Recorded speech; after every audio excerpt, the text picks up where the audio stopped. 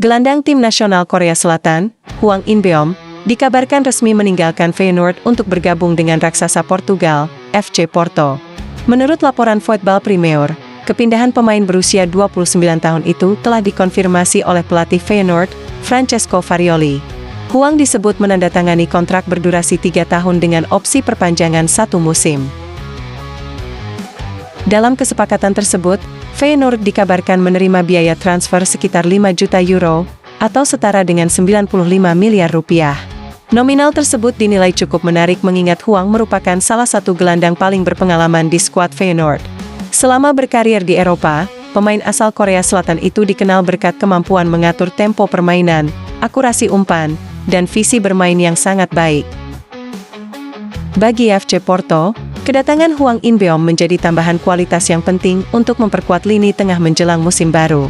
Pengalaman bermain di level internasional bersama timnas Korea Selatan serta kiprahnya di kompetisi Eropa diharapkan mampu memberikan dampak instan bagi tim.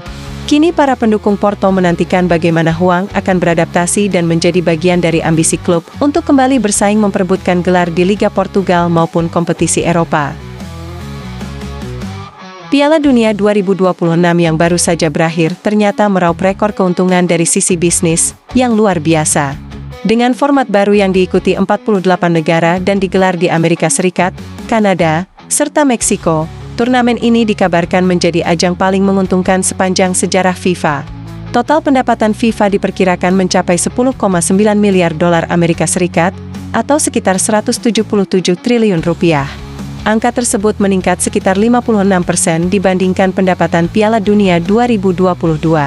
Lonjakan pendapatan ini ditopang oleh beberapa sektor utama. Hak siar televisi diperkirakan menyumbang lebih dari 4,2 miliar dolar Amerika, disusul sponsor yang menembus 2,8 miliar dolar. Sementara itu, penjualan tiket dan paket hospitality menghasilkan sekitar 3 miliar dolar, melonjak lebih dari 2 kali lipat dibandingkan edisi sebelumnya. Bertambahnya jumlah peserta dan pertandingan menjadi faktor utama meningkatnya nilai komersial turnamen. Besarnya pemasukan FIFA juga berdampak pada peningkatan hadiah untuk para peserta. Spanyol, sebagai juara Piala Dunia 2026, dikabarkan menerima hadiah sebesar 51 juta dolar atau sekitar 829 miliar rupiah, sedangkan Argentina sebagai runner-up memperoleh 34 juta dolar. Inggris yang finish di posisi ketiga menerima 30 juta dolar, sementara Prancis di posisi keempat mendapatkan 28 juta dolar. Hal ini menunjukkan bahwa Piala Dunia 2026 bukan hanya panggung prestasi olahraga, tetapi juga menjadi salah satu industri olahraga paling bernilai di dunia. Kabar buruk datang dari Napoli. Bek andalan mereka, Alessandro Buongiorno, dipastikan harus menjalani operasi setelah mengalami cedera serius pada lutut kanannya. Berdasarkan hasil pemeriksaan medis oleh dokter spesialis di Barcelona, pemain tim nasional Italia itu mengalami cedera pada akar meniskus medial yang membutuhkan tindakan operasi. Prosedur tersebut dijadwalkan berlangsung dalam beberapa hari ke depan. Cedera ini menjadi pukulan besar bagi Napoli yang sedang mempersiapkan diri menghadapi musim baru. Buongiorno merupakan salah satu pilar utama di lini belakang dan diharapkan menjadi pemimpin pertahanan Partenopei.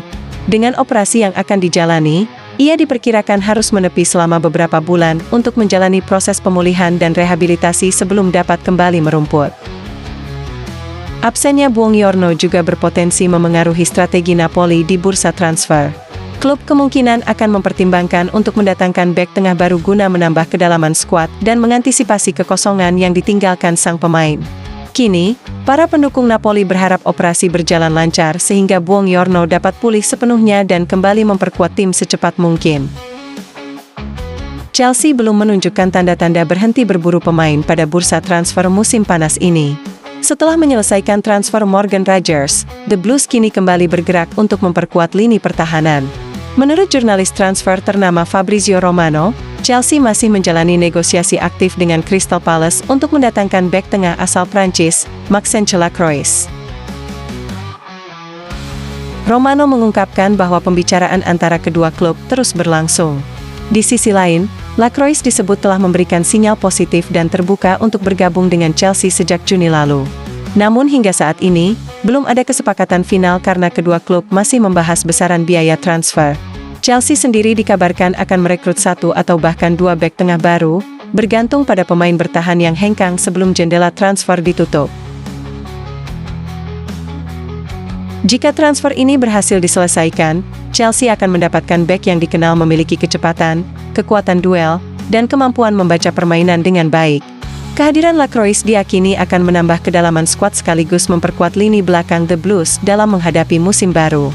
Kini perhatian tertuju pada proses negosiasi yang masih berlangsung, sembari menunggu apakah Chelsea mampu mencapai kesepakatan dengan Crystal Palace dalam waktu dekat. Masa depan Marcus Rashford kembali menjadi sorotan.